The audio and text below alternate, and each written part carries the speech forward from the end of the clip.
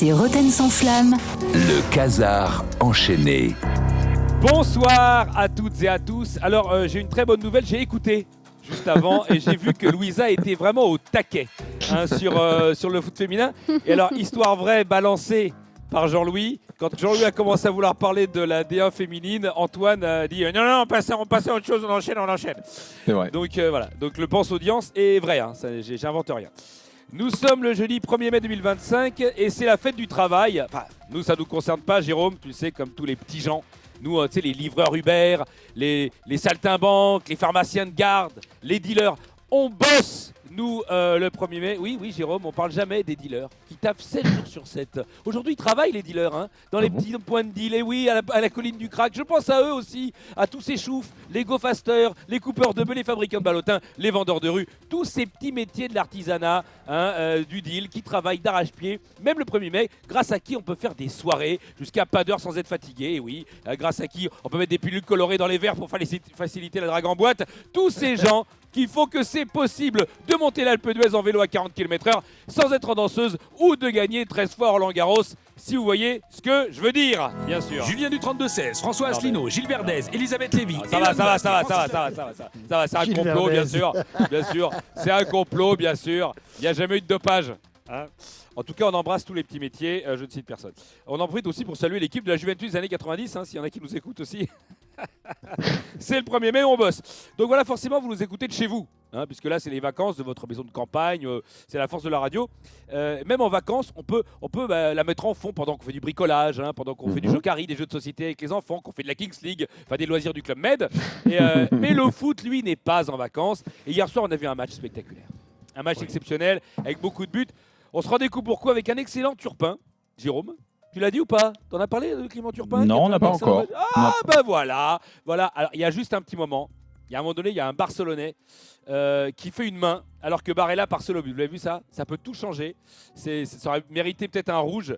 Jérôme, t'en penses quoi? Tu penses que ça mérite un carton ou pas, toi? Tu penses que... Écoute, on peut demander l'avis des mecs de la Kings League sur cette main? Je sais pas c'est comment, s'il y a péno ou pas. Il y a main? Sa mère la pute, je me suis trompé de bouton. On sait pas. Ils m'ont manqué, moi. Moi, il me manque ces gars-là depuis qu'ils sont plus là. Les défenses étaient. Il y a eu des buts, mais on est d'accord, les défenses étaient un peu aux fraises. C'est là qu'on voit qu'Arsenal PSG était quand même beaucoup plus tenu défensivement. C'est l'occasion de revenir quand même sur la masterclass d'un joueur du match Arsenal-Paris Saint-Germain dont on n'a pas parlé. Ouais.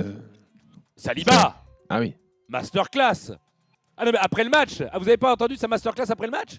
Non. Sublime, en à peine 2 minutes. On est un peu déçu d'avoir perdu ce premier match, mais voilà, après on s'est un peu rattrapé, mais voilà, la fin de la première, on était beaucoup mieux. Et voilà, deuxième mi-temps, je pense qu'on a mieux joué. Donc voilà, le match s'est fini 1-0. Voilà, je pense que c'est pas fini. Voilà, il y aura un deuxième match au Parc des Princes. Donc voilà, on a mal fait, mais voilà, il faut retenir le positif. Mais voilà, malheureusement, on n'a pas pu égaliser. 9. Non mais...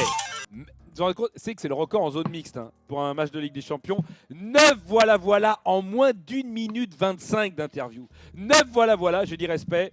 Alors rappelons qu'il est quand même passé par Marseille, quand même une des massias du voilà, un peu le nom, Louisa elle a dû en connaître, des voilà là-bas.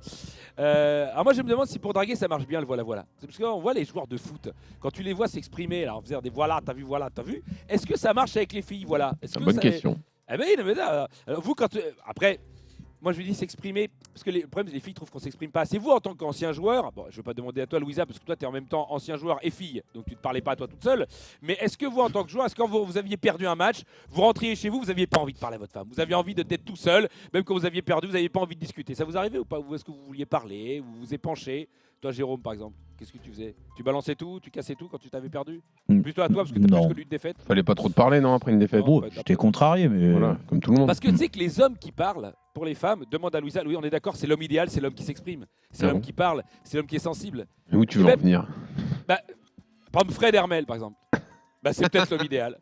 parce que les femmes qui disent oui, j'aime, faut que les hommes ne s'expriment pas assez, ne parlent pas assez de leurs sentiments, etc. Je suis l'homme idéal pour elles et pourtant je suis célibataire. C'est fou ça. Mais qu'est-ce qui se passe alors? Mais Intéressant. c'est vrai ça.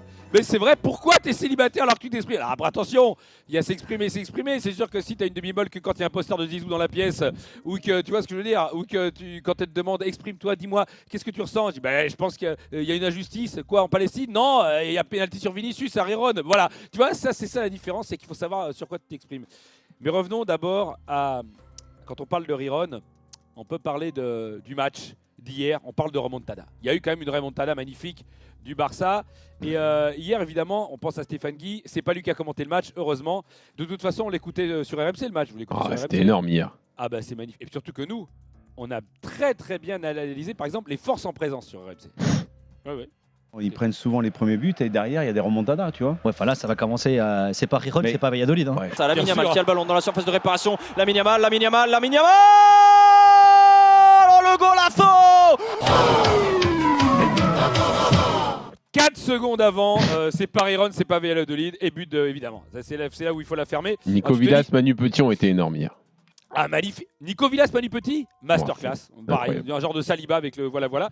Alors, je te dis, bon, ça peut arriver. C'est-à-dire que tu te dis, tu joues au con, tu dis c'est pas Riron, c'est pas Valladolid, et les mecs te mettent un but. Bon, mais après, attention, dès qu'on analyse plutôt les forces de chaque joueur, là, on est dans l'analyse précise d'RMC. Est-ce qu'on sent, messieurs, quand même le manque de Lewandowski? On Ah oui. sent pas un buteur Ferran Torres qui pèse énormément dans la surface Non. de réparation et sur les Non. défenseurs adverses. Nia qui remet, va Ferran Torres. C'est l'égalisation.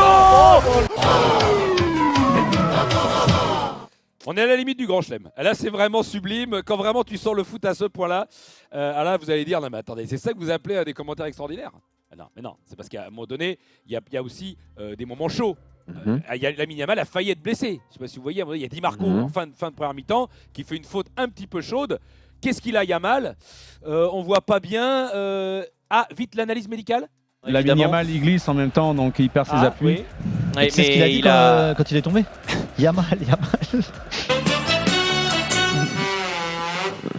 Merci les gars, ça fait vraiment plaisir. c'est Voilà, drôle, je veux juste ça. finir. Oui, c'est excellent. T'es Je veux jaloux de pas juste l'avoir finir. faite. Ah oui. Non, Manu, par contre, avant de partir, il avait un dernier truc à dire sur Jérôme Rotten, je crois. Qui s'occupe de Non. sa Kings League et qu'il arrête de nous faire chier, quoi, tu vois. Ouh, le message est passé, Jérôme. Tu prends ça comme tu veux. Allez, à tout à l'heure. Merci Julien. RMC, le Casar enchaîné.